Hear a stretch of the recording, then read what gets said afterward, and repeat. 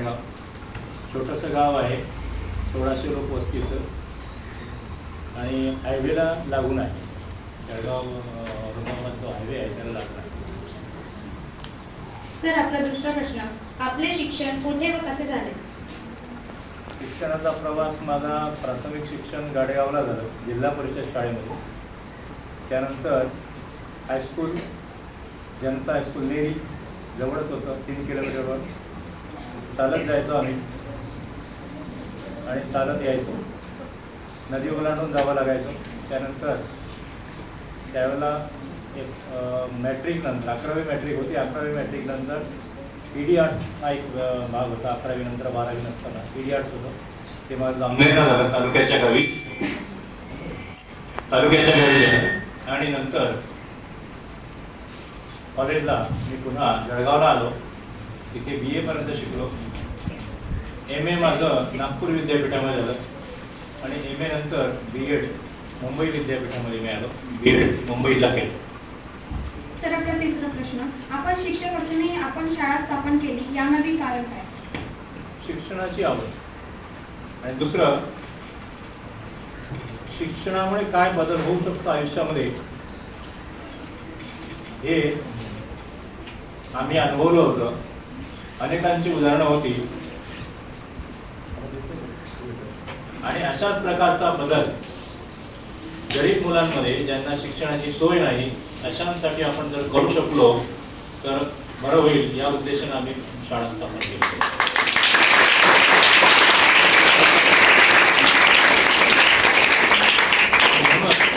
संस्थेला देखील परिवर्तन शिक्षण संस्था असं नाव ठेवलं.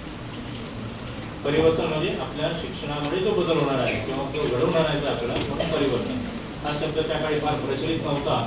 1995 साली आम्ही शाळा स्थापन केली त्यावेळेला, आणि तो परिवर्तन शब्द त्यावेळेला आम्ही संस्थेला नाव देण्यात आलं. सर, आपला चौथा प्रश्न, आपणास समाजकार्यात पदार्पण करताना कोणकोणत्या समस्यांना सामोरे जावे लागले का? समाजकार्य म्हणजे आता समाजकार्यापेक्षा शिक्षण क्षेत्रातच माझी जास्त आवड आहे. समाजकार्य तसं म्हणावं तसं मी करू शकलो नाही.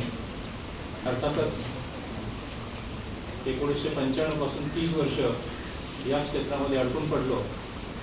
त्यामुळे बाकीचं काही मला खूप वाटायचं की आपण कॉलेजला असताना मला असं वाटायचं की आपण बाबा आमच्या आनंदवनामध्ये जाऊन राहावं काही दिवस, 2-4 महिने तिथे अनुभव घ्यावा, काहीतरी समाजसेवा करावी, परंतु तेही शक्य झालं नाही आणि नंतर या शिक्षणाच्या त्याच्यामध्ये मी गुंतवलो. सर, आपला पाचवा प्रश्न, आपण आज संस्थापक, सचिव, शिक्षक याबरोबर लेखक म्हणूनही प्रसिद्ध आहात, तर आपण लेखनाकडे कसे वळता? प्रसिद्ध असं नाही, मी प्रयत्न केला. तसं मला लहानपणापासूनच वाचनाची मात्र खूप आवड होती.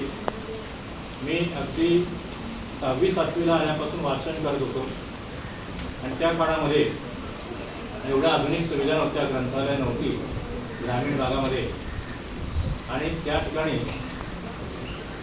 वाचन पेटी हा एक उपक्रम होता. म्हणजे त्या वाचन पेटीमध्ये पत्र्याची पेटी असायची, त्याच्यामध्ये 100 पुस्तकं असायची आणि ती 100 पुस्तकं एक महिना या शाळेमध्ये, दुसऱ्या महिन्यात दुसऱ्या शाळेमध्ये, या शाळेत दुसऱ्या महिन्यात दुसऱ्या शाळेतली पेटी यायची. अशा प्रकारे ती फिरतो वाचनालय होतं आणि त्या 100 पुस्तकांमध्ये 100 पुस्तकं मी त्या महिन्यामध्ये वाचून काढायचो.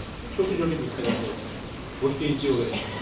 त्या काळात जे हातात मिळेल ते वाचत होते आणि नंतर मग कळलं की आपण आता काय वाचलं पाहिजे किंवा वाचनाच्या आवडीनिवडी कळायला लागल्या. वाचनाला एक हळूहळू दिशा मिळाली, परंतु ती नंतर सुरुवातीला मी जे मिळेल ते वाचलेलं आहे. सर, आपल्या सर्व आत्मकथा या साहित्य कृतीला किती पुरस्कार प्राप्त झाले आहेत? सर्वाला मला वाटतं आतापर्यंत 9 पुरस्कार प्राप्त झालेले आहेत.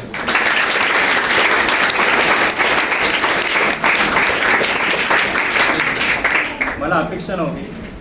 लॉकडाऊनचा कालावधी होता आणि थोडासा निवांतपणा मिळाला होता की आता काय करायचं. आपण नेहमी कामामध्ये असणारी माणसं आणि अचानक एकदम बंदिस्त होऊन गेलो घरामध्ये. मग असं वाटलं की अरे आपल्यात काहीतरी आहे, आपल्याला सांगायचं आहे का, तरी ते आपण आतापर्यंत सांगू शकलो नाही वेळेच्या अभावी. तर आता तो प्रयत्न करूया. म्हणून त्या काळामध्ये मी आत्मकथा लिहायला घेतली आणि पहिलंच अक्षर लिहिलं सर्वा, नावच आधी लिहून टाकलं सर्वा नाव. त्या सर्वा या शब्दाचा अर्थ आपल्याला अर्थात माहिती असायला पाहिजे. सर्वा म्हणजे शेतीचा मुख्य हंगाम जो संपतो आणि त्यानंतर खाली जो काय गाडसाळ राहतो, भुईमुगाच्या शेंगा तुटून पडतात, ज्वारीची कणसं राहून जातात किंवा आणखी असे चुटपाट जे काय धान्य राहतं आणि ते गोळा करायचं, त्याला सर्वा म्हणतात. म्हणून हा प्रकारे एक प्रकारे आयुष्याचा आपण सर्वा करूया. आपल्या ज्या काही आजपर्यंत ज्या काही आठवणी आहेत, ज्या काही घटना आहेत त्या आपण मांडूया आणि म्हणून सर्वा हे नाव दिलं. आणि सर्वा ही 7 एप्रिल ते 28 एप्रिल या कालावधीमध्ये, म्हणजे मला वाटतं 21 दिवसामध्ये पूर्ण लिहून झाली होती आणि टाईप करून झाली होती. मोतीराम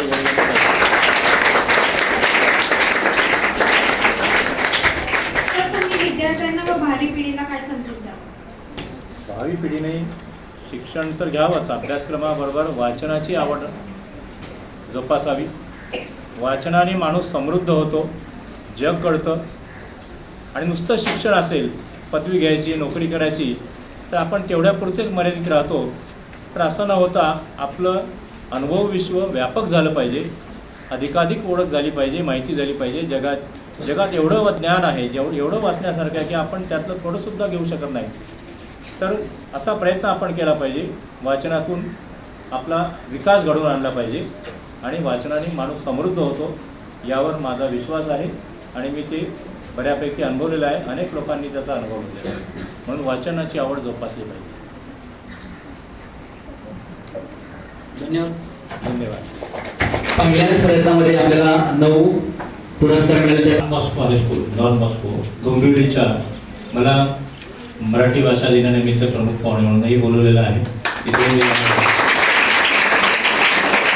म्हणजे विशेष कौतुक म्हणजे इंग्रजी माध्यमाची शाळा असून मराठी दिन साजरा करतात. वाङ्मय मंडळ तिथे स्थापन केलेलं आहे. माझ्या स्टेटसवर तुम्ही वाचलं असेल वाङ्मय मंडळ वगैरे, तर तिथे मला बोलवलेलं आहे. मी तिथे जाणार आहे. त्यांनी एक हॉलच त्यांनी कार्यक्रमासाठी घेतलेला आहे. तर तो लेखन हा लेखनाचा सर्वा हा भाग झालाच, तो साहित्य लेखनाचा भाग झाला, पण तो कवी म्हणूनही मी थोडंसं लिहिण्याचा प्रयत्न करतो. आणि त्याही कविता मला वाटतं बरेच वाचतात, त्याला लाईकही देतात. एक कविता मी तुमच्यासमोर सादर करणारच आहे आता नंतर.